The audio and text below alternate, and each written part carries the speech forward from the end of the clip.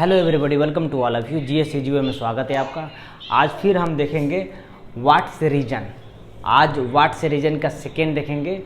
इस आज की टॉपिक में रीजन ये समझेंगे कि अर्थ का बीच वाला भाग उभरा क्यों रहता है, और अर्थ का बीच वाला भाग इक्वेटर वाला जो इक्वेटोरियल रीजन है उभरा क्यों रहता है, और नॉर्थ और साउथ पोल देखते हैं चिपटा क्यों रहता है। इसका रीजन समझेंगे, ठीक है। आप अर्थ की शेप देखे होंगे, स्फेरिकल शेप पढ़े होंगे स्कूल लेवल में, जिसे बोलते हैं स्टैंडर्ड वर्ड उसे बोलते हैं जिवाइड। एक्चुअल में होता है जिवाइड शेप में, ठीक है। तो वही हम देखेंगे, बीच वाला भाग उभरा रहता है और नॉर्थ एंड साउथ पोल जो चिपटा रहता है, लाइक दिस, इस शेप में, ठीक है।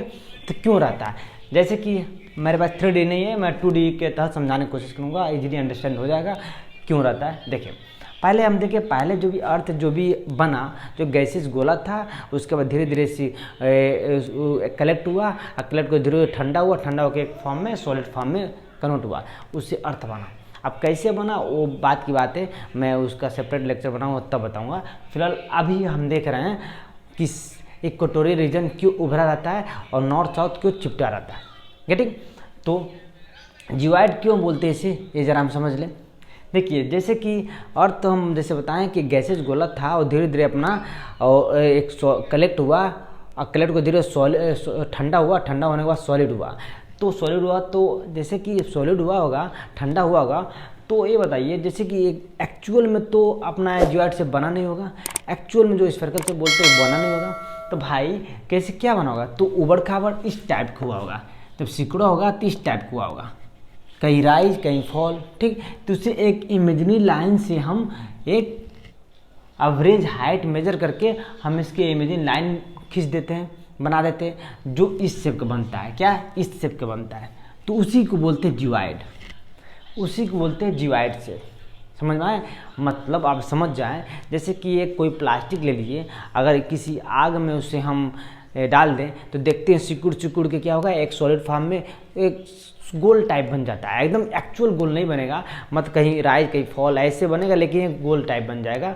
तो उसी तरह अपना जब अर्थ सिकुड़ के अपना एक सॉलिड फॉर्म बना, तो कहीं राइज कहीं फॉल, कहीं राइज कहीं फॉल, तो ऐसे हुआ। तो उसके बाद हम जो एक इमेजिनरी लाइन से ड्रॉ किए, खींचे, और इसको जो एवरेज हाइट मैच करके एवरेज हाइट लेकर किए, तो अपनी जो एक शेप बना इस शेप का, उसी को बोलते हैं जिवाइड शेप, उसी को बोलते हैं जिवाइड शेप।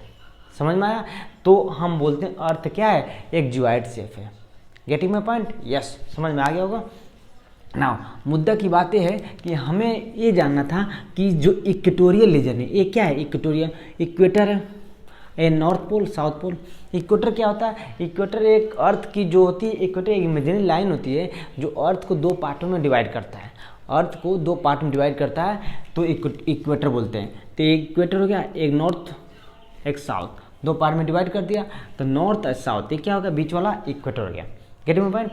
तो हमें ये देखें, इक्वेटोरियल रीजन का जो बीच वाला भाग है, आप या सभी कोई जानता है, ये उभरा रहता है, ठीक है, एंड ये दोनों चिपटा रहता है, ये दोनों फ्लैटेंड रहता है। क्या रहता है? फ्लैटेंड रहता है। तो हम देखें एक सेंटर से, तो यहाँ की रेडियस आर है, तो यहाँ की रेडियस क्या होगा, स्मॉल आर माने, तो ये जो रेडियस होगा ज़्यादा होगा आर, कैपिटल और ग्रेटर देन स्मॉल आर, मतलब इसकी रेडियस ज़्यादा होगी, इसकी रेडियस कम होगी। हाँ, फिगर में आपको दिख रहा होगा थोड़ा सा ये बड़ा है, लेकिन नहीं, आपको क्या हो, ये बीच वाला उभरा हुआ रहता है, तो इसकी रेडियस कम होती है, इसकी रेडियस ज़्यादा होती है, ठीक है। तो ये वाले पार्ट उभरा रहता है। Getting my point?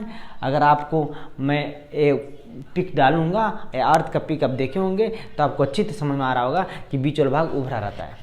Getting my? तो क्या रीज़न है कि बीच वाला भाग उभरा रहता है और ये वाला फ्लैटेंड रहता है? आखिर में कोई रीज़न तो होनी चाहिए। यस, मैं बताता हूँ रीज़न क्या हुआ, ठीक है।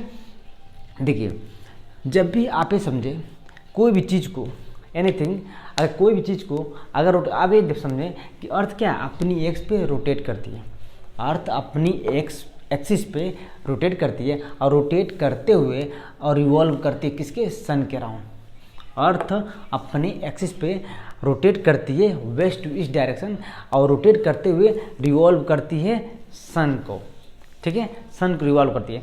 तो ये बताइए, कोई भी बॉडी रोटेट करती है अगर अपने बॉडी पे, अपनी एक्सिस पे, जैसे कि किसी भी चीज़ को हम ऐसे ऐसे रोटेट कराएं, उभरा रहता है और ऊपर नॉर्थ और साउथ पोल फ्लैटेंड रहता है। जैसे हम समझे, देखिए नाउ जैसे कोई भी चीज़ ले लें, जैसे लट्टू ले लें, चाहिए ले लें, माने सपोज दे, अगर इसको क्या करें, ऐसे रोटेट कर रहे हैं, क्या कर रहे हैं, देखिए ऐसे कर रहे हैं, तो क्या है, आउटवर्ड जा रहा है, क्या एक सेंटर है एक स्टैटिक। अब जैसे से घुमा रहे हैं तो ये क्या है, एक्सिस है, और इसको कर रहे हैं तो क्या हो रहा है, ये बाहर की तरफ जाने की कोशिश कर रहा है, क्या बाहर की तरफ।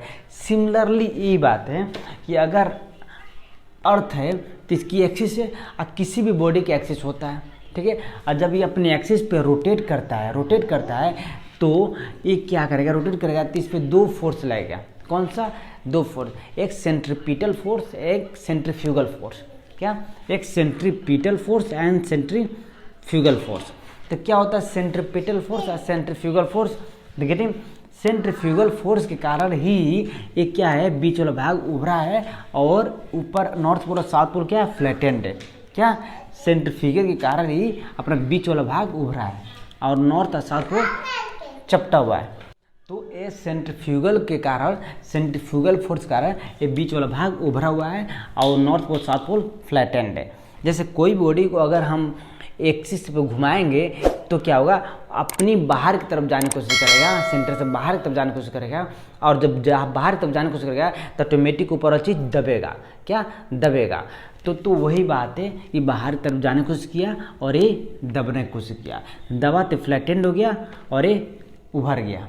Getting my point. तो सेंट्रीफ्यूगल होता क्या है ये समझ लें। सेंट्रीफ्यूगल वो होता है जैसे कि force acts away from the centre, मतलब वो फोर्स जो सेंटर से दूर लगता हो। जैसे कोई बॉडी को अगर ऐसे घुमा रहे हैं तो इस सेंटर से अवे लगेगा, दूर जाएगा।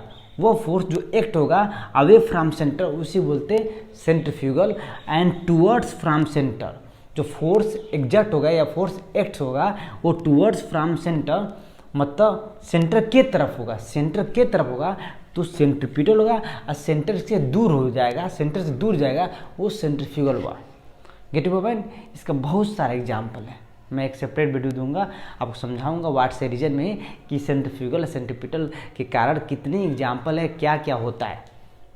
Get your point. जैसे यहाँ हम देख लिए सेंट्रीफ्यूगल के कारण ही ये बीच वाला भाग उभरा हुआ है और नॉर्थ और साउथ पोल की जो पार्ट है वो चिपटा हुआ है, मतलब फ्लैटेंड है।